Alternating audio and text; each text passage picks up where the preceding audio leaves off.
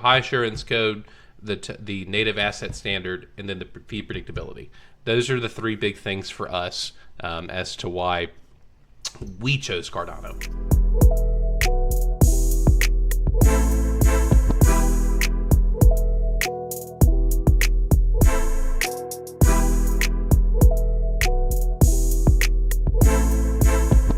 Why did you get into Cardano? I mean, and just kind of like let's get down to the brass tacks. Why not? I mean, you're talking about liquidity, right? You're talking about exposure, right? Mm-hmm.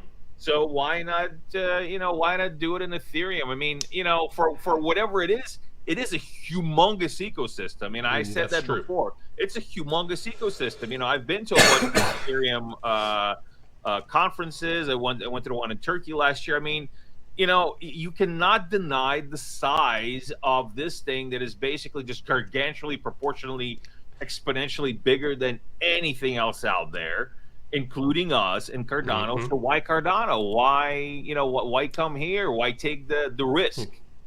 Well, that's a great question. And both myself and Andrew Westberg went out to LA. I want to say a year and a half ago. It was the Horowitz funding meetup there, big tech meetup for the blockchain, and we were the only Cardano project amongst an entire room full of ETH Layer 2s. There was not anybody really building on ETH Layer 1. They were using the L2s. And we had lots of convos with people about this because they were floored. I wonder Right. why. Well, I think we did more goodwill ambassadorship for Cardano in that 3-day stretch than anybody on Twitter. Just in my own personal opinion, Andrew was dropping bombs. It was great. But for us, why did Newm choose Cardano? So I have a 1-year-old.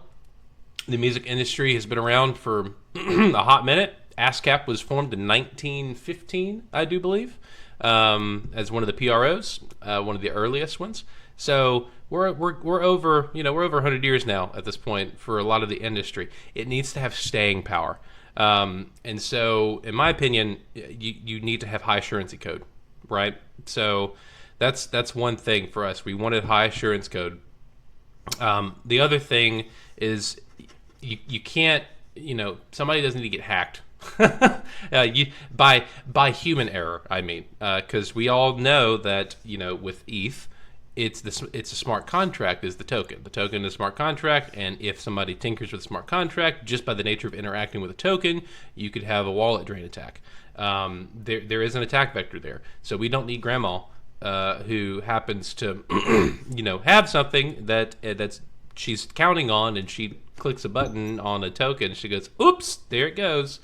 So we like the fact of native assets with Cardano because a token is a token is a token. It can only be a token, at least the way we do things. And so that there's that. And then the other big thing from a business standpoint is you have to understand your cost basis. If you don't understand a cost basis, you're not going to have a viable business. Right, so we also know there's the gas fee model on Ethereum that can fluctuate and change. And as it currently stands, there is no gas fee model on Cardano. Maybe one day there might be some type of thing, but as it currently stands, it's not. So this when you compile your transaction, the cost basis before things are sent. Right, so we're able to run very efficiently. So we need to have predictable fees. So that's the other thing. So high assurance code, the native asset standard, and then the fee predictability. Those are the three big things for us as to why we chose Cardano. So there's my spiel. And honestly, it's worked really elegantly for us at this point, and we just build a nice user interface over the top of it. And with Andrew and Quinn, the Ancient Kraken, our two Plutus or smart contract devs. That's Andrew is more than that, but Blue tie. Yes. So they make magic happen very elegantly with their smart contracts. So we're really really happy about that. So, anyways, there's my answer, Dan.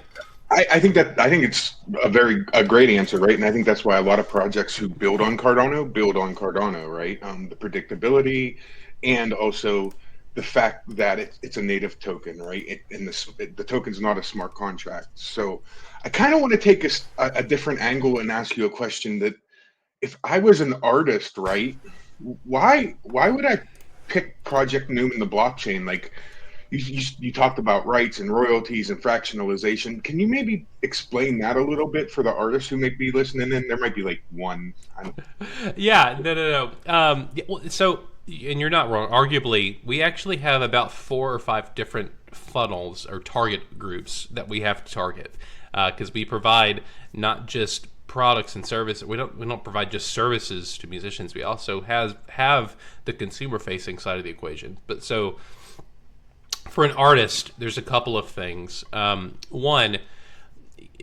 let me go through just the rigmarole. Musicians are not business people, and musicians are not lawyers, right?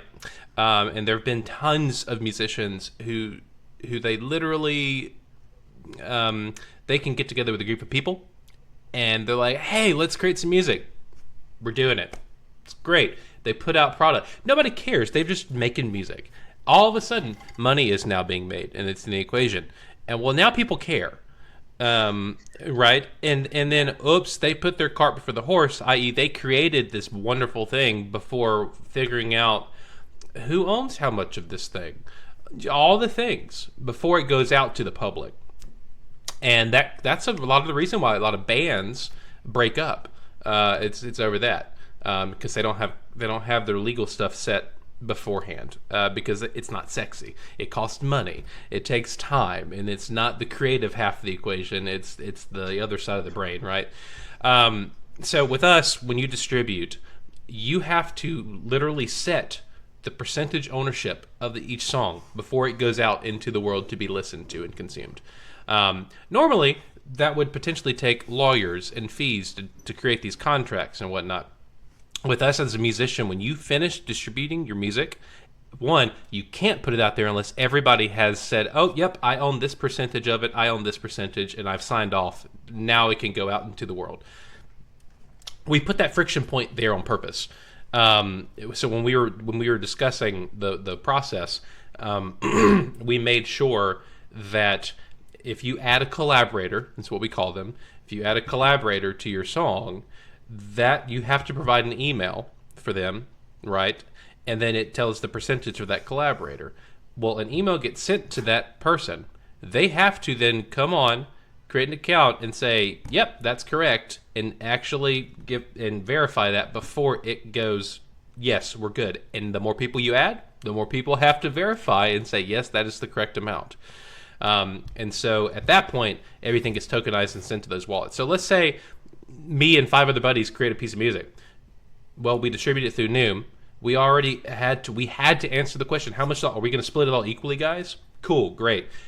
Well, let's say 10 years down the road, all of a sudden it blows up. We don't have to even be together anymore, and we're good. I can do with what I want to with my portion of the ownership because we set it up front, right? And the system made us do that. It's one of those, it's like kind of do that. And here's the beauty. When it gets distributed on those stream tokens, they're attached to a generated and auto-generated, just by filling in the forms, like just the blanks, a contract that's on the blockchain. It's minted on the blockchain. It's a legal agreement. And you didn't have to go pay to go see a lawyer to go do that. In our legal team, we have 3 IP rights lawyers on our team that we work with. So they've had their hands in the cookie jar on all this stuff. So that's one of the beautiful things about, just from a legal standpoint and the social aspect for the musicians. I haven't even talked about the financial side of the equation. I don't want to bore people yet on that, but that's a big social reason why they would use this. One other big thing is most, and I'm going to talk about, I'll call them the big artists, make their money not from their music. They make it from tours and merchandise sales, which is sad. That's a very backwards equation, if you ask me.